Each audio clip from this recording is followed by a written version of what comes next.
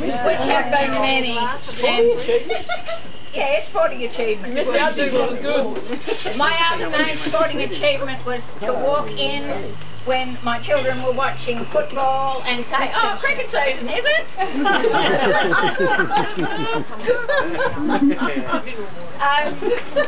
Yeah, and I'd like to thank Fred also for his nice words. And as for David, well, how do you respond to that?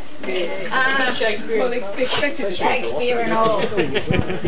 Well, the 75 years I've lived so far, or at least I will have on Monday, I will have lived 75 years. There's been a bit of a ball, they've been up and down, but as I think Irene said, and also David, it's always been worth the journey. And it's good to be here tonight with friends around, celebrating those 75 years. I've had, in the course of those 75 years, 2 long-term partnerships. The first with my husband, Alan, which lasted almost 20 years. The second with my current partner, Christine, which has lasted 23 years.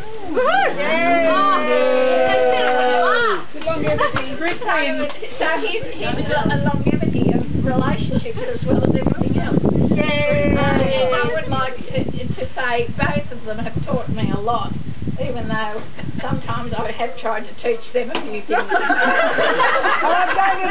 Don't admit it.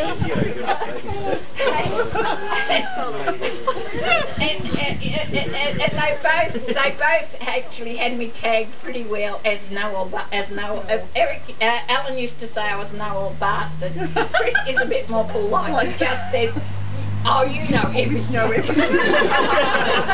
Family. Don't worry about it. Genetic. But it is really really good to have so many people here tonight who are good friends and who are relatives. And even relatives can be good friends. I'd sort of like to. I think I'd like to pay tribute to my mother and father also, who did a wonderful job of raising a parcel of difficult children, lively children. It must have driven them mad at times, but I've certainly learnt a lot from them. I was just thinking today about one of the things I always said I'd miss about Dad was that I used to really enjoy arguing religion and politics with him.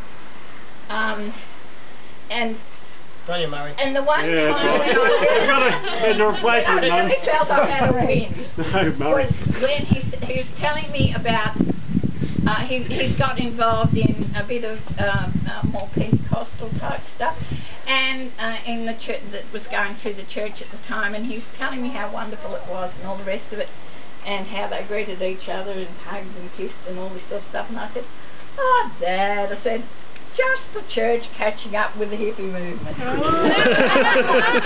And he looked at me in that funny half smile he used to get sometimes with us, and he said, "You know, you're probably right."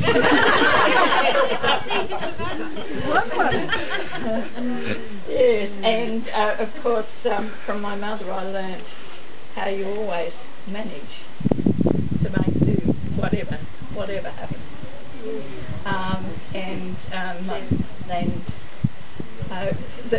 The thing that I was remembering,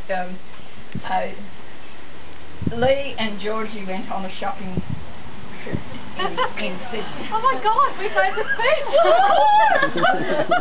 And okay, hang on, where and I was showing me offspring. and they were showing me all these wonderful things they bought for $5 at factory outlets. Not the tiara, Margaret. Not the tiara. The tiara was more expensive, they tell me. But anyway, and I said, I can still remember, and we were talking about how men don't really understand how you spend money. Okay, Margaret, can you stop now, please? Anyhow, and I said, I remember one time we were looking through some old photographs with Mum. It was in her, she would have been in her 80s by that time, I suppose. Almost. Probably she wasn't that much older than I am. Yeah. And she was looking at, and there was this there was a picture of her at David's wedding, and she had this nice coat top on. You know how you used to have a frock with a coat over the top. They tells me they're coming back in again. They're back in. They're back in.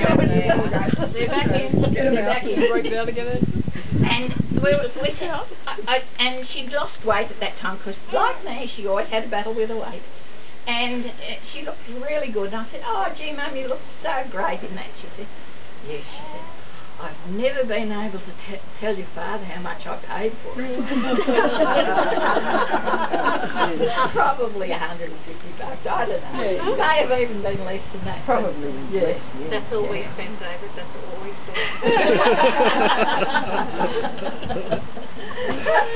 Yes. So it's good at this time to remember people who've preceded us, my mother and father, and the legacy that they left to their children, which I think is a very healthy one. Thank you all for coming along tonight and enjoying the occasion with us. Thank you. Thank you. Thank you. Happy birthday! Cheers. Another 75. Yeah. Oh no, I don't think I can. I did say I enjoyed this 75. I think the next 75 might be a bit much. Hey, technology.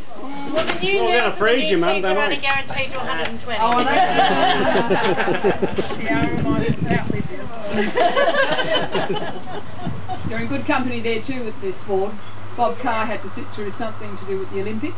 Oh yes. And he sat there and he had, what do you have, a tape of James Joyce he had on the whole time.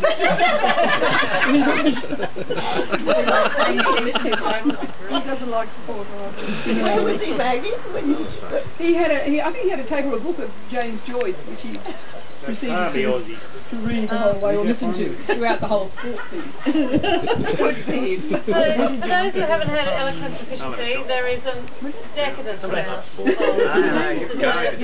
there, including, and I hope nobody steals it, Chris has made the most exquisite Black Forest cheesecake. So, Margaret and I were plotting how we could keep it all from you, but Chris apparently wanted to share, so... She is such a wonderful woman.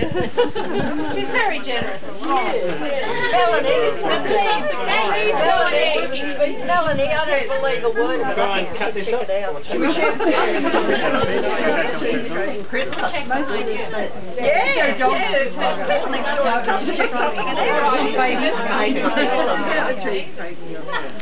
Yeah.